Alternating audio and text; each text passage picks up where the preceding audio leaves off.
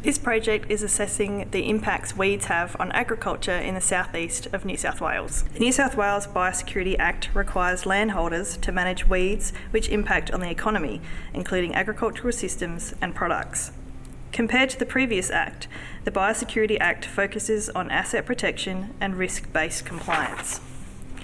Unfortunately, it is difficult to determine exactly when an impact is significant enough that weeds must be controlled, and what level of control is required to meet the biosecurity duty under the Act.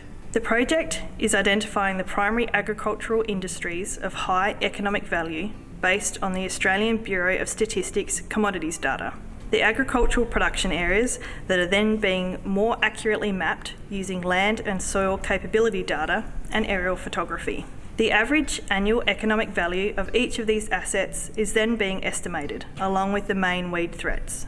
Using research projects from industry bodies such as Meat and Livestock Australia, Grain Research and Development Corporation, and Centre for Invasive Species Solutions, we're then able to calculate the chemical and non-chemical weed control expenditure, estimate the production loss, and also the total commodity income for each of these assets.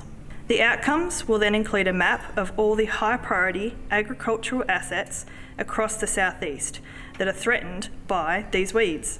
Each priority production area will ultimately have an asset protection plan, providing an overview of their agricultural assets and the weeds that need to be controlled.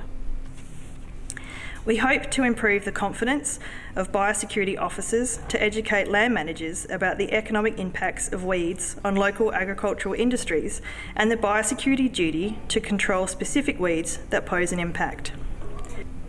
This should improve the coordination of weed control activities to achieve more efficient and effective outcomes to better protect our most valuable economic assets.